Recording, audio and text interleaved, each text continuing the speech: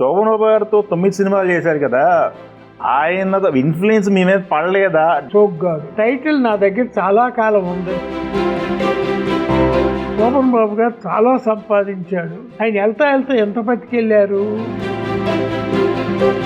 ఆయన నేను ఒక స్కూల్లో చదివాము 1952 వరకు. అప్పుడు ఆయన ఒక మాట అన్నారు వేణుగారు, ఆయన మార్గదర్శనం చిట్టుపండి ఎట్ట పెట్టారో కానీ నాకు మార్గదర్శనం చూపించింది.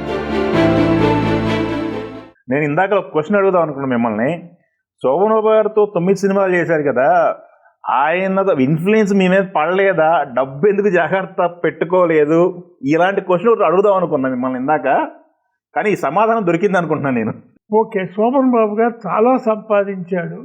సౌత్ ఇండియాలో ఏ నటుడు ఏ హీరో లేనంతగా సంపాదించారు. అందరికీ తెలిసిన విషయమే కదా అది. అవును, డబ్బు జాగ్రత్త చేసుకునేవాళ్ళు. ఆయన వెళ్తా ఎంత పట్టుకెళ్ళారు.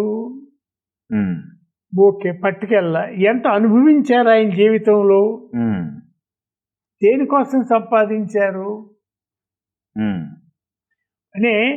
ఈ మధ్యన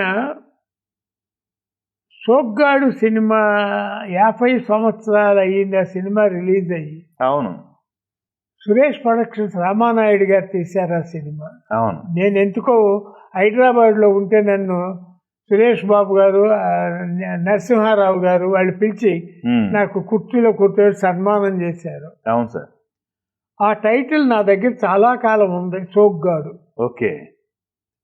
అది నేను వివి రాజేంద్ర ప్రసాద్ గారికి దసరా బుల్లాడికి ఆ టైటిల్ పెడితే బాగుంటుందండి అని అన్నా నేను.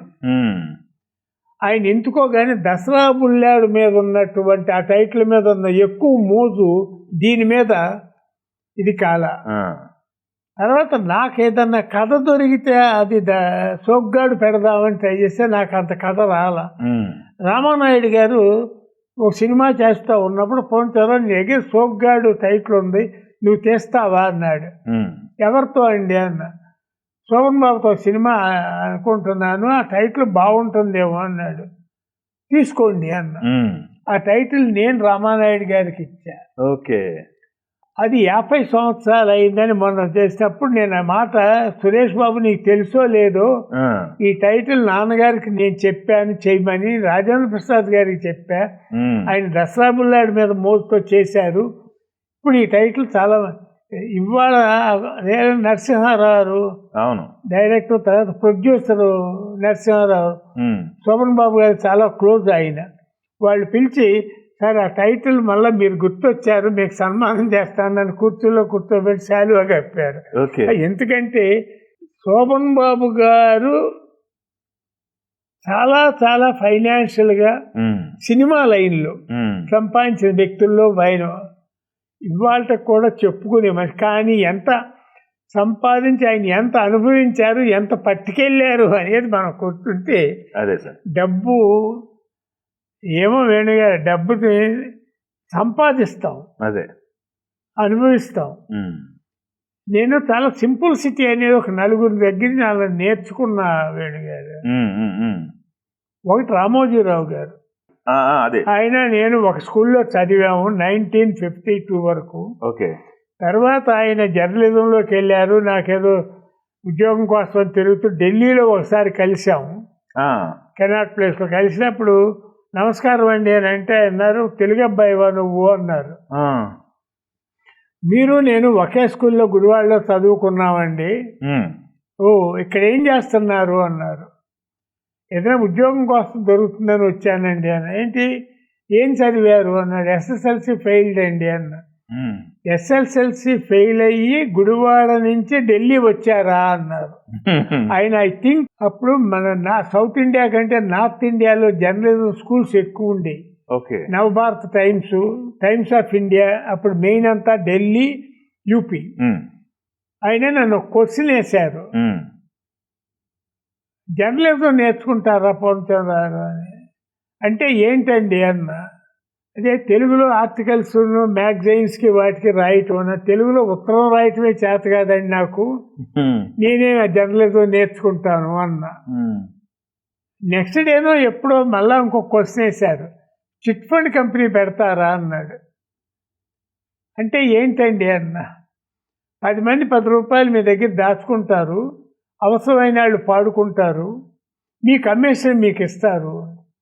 నా నెత్తి మీద రూపాయి పెడితే ₹1 కూడా కొనేవాడు ఎవరు లేడండి, నా దగ్గర నమ్మి ఎవరు దాచుకుంటారండి అని అన్న. అప్పుడు ఆయన ఒక మాట అన్నారు, వేణుగారు, ముందు చాలా తప్పుగా ఆలోచిస్తున్నారు మిమ్మల్ని గురించి మీరే. యు మస్ట్ తెలుగులో మీరు మీ మీద కాన్ఫిడెన్స్ పెంచుకోండి, నమ్మకాన్ని మీ మీద మీరు పెంచుకోండి, అప్పుడే బయట వాళ్ళు మిమ్మల్ని నమ్ముతారు. మీ మీద మీకే నమ్మకం లేకపోతే బయట వాళ్ళు ఎట్టా నమ్ముతారు పొందుతున్నారు అని. ఆ డైలాగు ఆయన మార్గదర్శి అని చిట్ ఫండ్ ఎట్ట పెట్టారో కానీ నాకు మార్గదర్శిని చూపించింది. దాంతో నేను ఇండిపెండెంట్గా నిలబడాలి జీవితంలో అని అనుకున్నా. అందుకు ఇవాళ పూర్ణచంద్రరావు అనేవాడు నిలబడగలిగాడు అని నేను అప్పుడప్పుడు అనుకుంటా. ఆయన చూపించినటువంటి మార్గదర్శకం నాకు అదే లాస్ట్ బ్రీత్ వరకు కూడా, ఆఖరి శ్వాస వరకు కూడా పనిచేసే విధానం. మీ మెంటాలిటీ నా మెంటాలిటీ అని అనుకున్నా. రిటైర్డ్ అయ్యానంటారేంటి, ఊటీలు వెళ్ళానంటారేంటి అన్న మాట కూడా ఆయన నోటితో ఇచ్చిన నాకు రీకాన్ఫిడెన్స్. అంటే తెలుగులో సింప్లిసిటీ నేర్చుకుంది రామోజీరావు గారు. ఆల్ ఇండియా లెవెల్లో ధీరుభాయ్ అంబానీ గారిని గుర్తు చేసుకుంటాను నేను. అవునా? పెట్రోల్ బంకులో పెట్రోల్ పోసే ఒక ఆర్డినరీ మనిషి వాళ్ళ పెట్రోల్ ఇండస్ట్రీకి ఓనర్ అయ్యాడు. The great thing. ఇవన్నీ సక్సెస్ స్టోరీస్, అసలు మామూలు కాదు. పెద్దవాళ్ళు సంపాదించింది కాదు, ఆయన జనరేషన్లో, ఆయన బిగినింగ్ నుంచి ఆయన ఎండ్ వరకు. అట్లాగే నేను ఇంకా ఇద్దరితో ట్రావెల్ చేశాను సార్.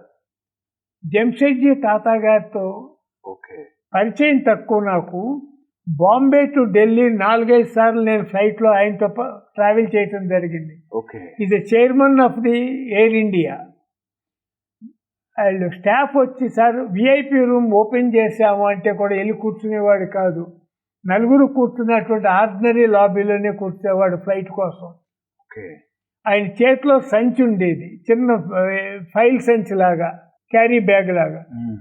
ఎవరిని వస్తే అది పట్టుకోవడానికి వస్తే, స్టాఫ్ వస్తే ఇచ్చేవాడు కదా, ఆయన చేతితోనే పట్టుకుని ఫ్లైట్ ఎక్కేటప్పుడు, ఫ్లైట్ దిగేటప్పుడు అట్లా ఉండేది. అంటే ఇంత సింపుల్సిటీ ఉన్న మనుషులు ఎంత ఎదిగినా. తర్వాత వెంకయ్య నాయుడు గారు నేను ఆ రోజుల్లో ఫ్లైటు మెడ్రాస్ టు ఢిల్లీ అంటే వయా హైదరాబాద్ వెళ్ళేది. నేను మెడ్రాస్లో ఎక్కేవాడిని ఢిల్లీకి, ఆయన హైదరాబాద్లో ఎక్కేవారు. ఆయన ఢిల్లీలో దిగినాక ఆయన లగేజ్ సూట్ కేసు ఆయన పట్టుకెళ్ళి కారులో పెట్టేవాడు. డ్రైవర్కి కూడా వెళ్ళి లగేజ్ కలెక్ట్ చేయని కారులో కూర్చునేవాడు కాదు. వీళ్ళందరూ బాగా ఇదైన వాళ్ళే. అంటే simple city of the life. Dhirubhai Ambani గారు మెడ్రాస్లో కూతురు ఉండేది, రిలయన్స్. ఆయన బాంబే టు మెడ్రాస్ 2-3 సార్లు నేను ట్రావెల్ చేసి ఆయనతో. మెడ్రాస్ ఎయిర్పోర్ట్లో కూతురు అల్లుడు వచ్చి ఆ చేతిలో బ్యాగ్, అప్పటికి ఆయనకి చేయి ఇట్లా ఉంది, అప్పటికే స్ట్రోక్ వచ్చింది. ఈ చేతిలో ఉన్న మంచినీళ్ళ బాటిల్, పేపరు, ఆ చిన్న బ్రీఫ్ కేసు ఉండేది, అది ఇచ్చేవాడు కాదు వాళ్ళకి. ఆయనే క్యారీ చేసి వెళ్ళి పట్టుకెళ్ళి కూర్చునేవాడు.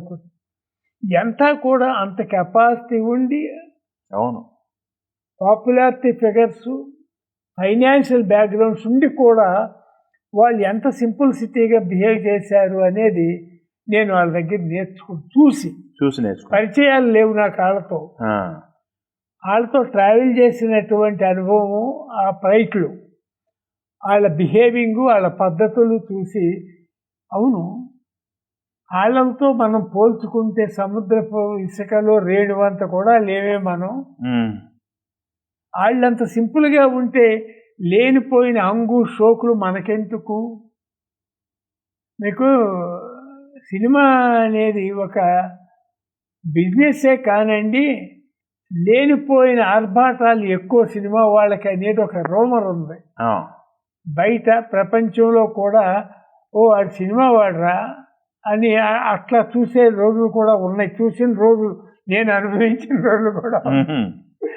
ఇవన్నీ కూడా మనం క్రియేట్ చేసుకున్నటువంటి అంగులు. ఓకే. అదే నేనంట, అదే మురళీమోహన్ గారి దగ్గర నేర్చుకునేది, ఎంత ఎదిగినా అణిగెదిగి ఉండాలి, నలుగురితో మంచిగా ఉండాలి, నలుగురితో పరిచయం పెంచుకోవాలి అనేది చాలా సింపుల్సిటీ ఆయన దగ్గర ఉంది. అది కూడా నాకు ఒక చిన్న అనుభవం, వీళ్ళతో పాటు మురళీమోహన్ గారు. ఓకే. తెలుగు వన్